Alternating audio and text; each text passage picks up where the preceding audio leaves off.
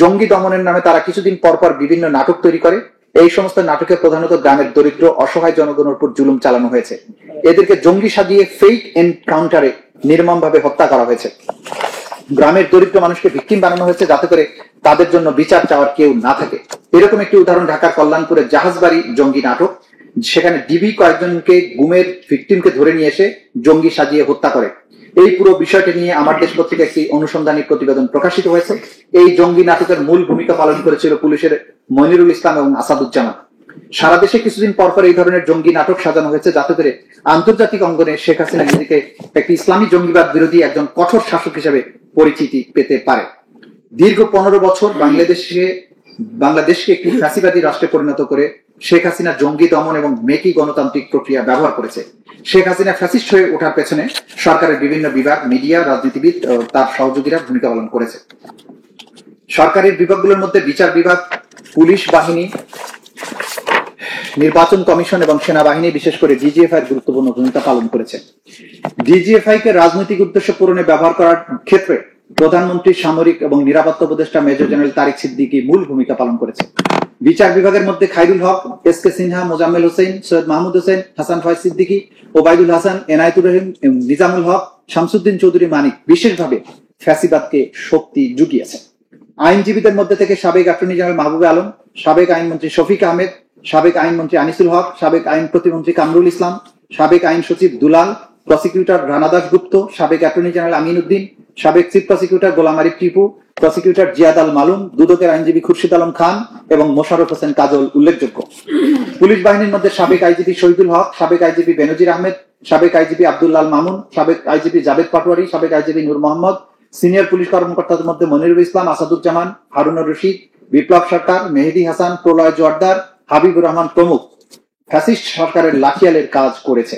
নির্বাচন কমিশনের 2014 সালের রকিবউদ্দিন কমিশন, 2018 সালে হুদা কমিশনের মরহুম মাহবুব তালুকদার ব্যতীত অন্যান্য সকল কমিশনার বৃন্দ, 2024 সালে হাবিবুল আওয়াল কমিশনের সদস্য বৃন্দ বাংলাদেশের নির্বাচন ব্যবস্থা ধ্বংসের মাধ্যমে ফ্যাসিবাদকে দীর্ঘস্থায়ী করেছে।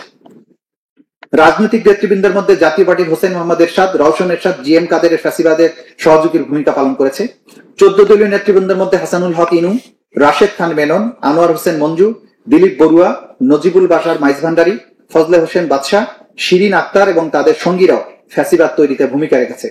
14 দলের বাইরে major general Ibrahim, Shamsher Mubin Chowdhury, barrister Shahjahan Omar, Misbaur Rahman Chowdhury, কাদের সিদ্দিকী, মাহিবি চৌধুরী প্রমুখ ফ্যাসিবাদকে দীর্ঘায়িত করেছে। সেনাবাহিনীর মধ্যে ফ্যাসিবাদ প্রতিষ্ঠার পেছনে মাত্র 30% টাকায় জমির মালিক হয়ে নতুন বাংলাদেশের গড়ে তোলার স্বপ্ন দেখা বাংলা বসতি। 2008 সালের জেনারেল মইনিউ আহমেদ, জেনারেল মাসুদ উদ্দিন চৌধুরী, তৎকালীন ডিজিএফআই কর্মকর্তা জেনারেল আমিন, ব্রিগেডিয়ার বারি, ব্রিগেডিয়ার মামুন খালেদ রয়েছে।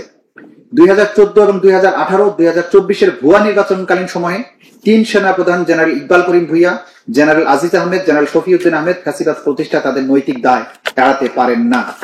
ডিজিএফআই অধিকাংশ ডিজি এই সময়ের মধ্যে সরকারের জুলুমের হাতিয়ার হিসেবে ব্যবহৃত হয়েছে। এদের মধ্যে Mollah Fazle Akbar, lieutenant general Mamun Khaled, lieutenant general Akbar Hossain, general Saiful Abedin হবে আসলে, শামস তাবরেক, হামিদুল হক গুম এবং অন্যান্য মানবতা বিরোধী অপরাধের সাথে সংশ্লিষ্ট। র্যাবের সেনা সদস্যদের মধ্যে মেজর জেনারেল জিয়াউল হাসান সবচেয়ে বিতর্কিত এবং জুলুমকারীর ভূমিকা পালন করেছে। বাংলাদেশের বাইরে ভারত থেকে ফ্যাসিস্ট হয়ে ওঠার পেছনে গুরুত্বপূর্ণ শক্তি ছিল। দক্ষিণ এশিয়া ভারত সবসময় আধিপত্য কায়েম করতে চেয়েছে। শেখ হাসিনাকে ক্ষমতায় বসিয়ে ভারত বাংলাদেশকে প্রকৃতপক্ষে একটি অঘোষিত উপনিবেশে পরিণত করেছিল। 2014 সালে নির্বাচনের আগে ভারতের তদানীন্তন পররাষ্ট্র সচিব ঢাকায় এসে জাতীয় পার্টিকে নির্বাচনের অংশগ্রহণে বাধ্য করেছিল। এর মাধ্যমে ভারত বাংলাদেশের আভ্যন্তরীণ বিষয়ে সরাসরি হস্তক্ষেপ করেছে। 2018 এবং 2024 ভুয়া নির্বাচনের পরেও ভারতীয় পররাষ্ট্র মন্ত্রণালয় আমেরিকা এবং ইউরোপে শেখ হাসিনার পক্ষে লবিং করেছে। জুলাই বিপ্লবে আমাদের তরুণেরা তাদের জীবন দিয়ে বাংলাদেশের সার্বভৌমত্ব পুনরুদ্ধার করেছে। এই প্রসঙ্গে আমি বুয়েটের শহীদ আবরার ফাহাদের নাম শ্রদ্ধার সাথে স্মরণ করতে চাই। কেবলমাত্র ভারতের আধিপত্যবাদের বিরুদ্ধে সোশ্যাল মিডিয়ার পোস্ট দেওয়ার জন্য সারা রাত ধরে তার উপর নির্মম অত্যাচার করে ছাত্রলীগ সন্ত্রাসীরা তাকে হত্যা করেছিল। আমি বিগত 15 বছর ধরে ফ্যাসিবাদের চিত্র আমার লেখায় ফুটিয়ে তোলার চেষ্টা করেছি। এ পর্যন্ত 15টি বই প্রকাশিত হয়েছে, যার মধ্যে 2টি ইংরেজি ভাষায়। প্রাসঙ্গিক বইয়ের মধ্যে হাসিনার ফ্যাসিবাদ নির্বাসন থেকে দেখা, গুমের জননী, the political history of Muslim Bengal, and the rise of Indian hegemony in South Asia অন্যতম। শেখ হাসিনার ফ্যাসিস্ট সরকার জুলাই বিপ্লবের সময় যে গণহত্যা চালিয়েছে এবং যে মানবতা বিরোধী অপরাধ করেছে সে সঙ্গে জাতিসংঘের মানবাধিকার কমিশন একটি তদন্ত প্রতিবেদন প্রকাশ করেছে। সেই প্রতিবেদনে পরিষ্কারভাবে উল্লেখ আছে তৎকালীন প্রধানমন্ত্রী শেখ হাসিনা, তৎকালীন স্বরাষ্ট্রমন্ত্রী আসাদুজ্জামান খান কামাল, আওয়ামী লীগের সাধারণ সম্পাদক ওবায়দুল কাদের গণহত্যা চালানোর জন্য সরাসরি নির্দেশ দিয়েছেন।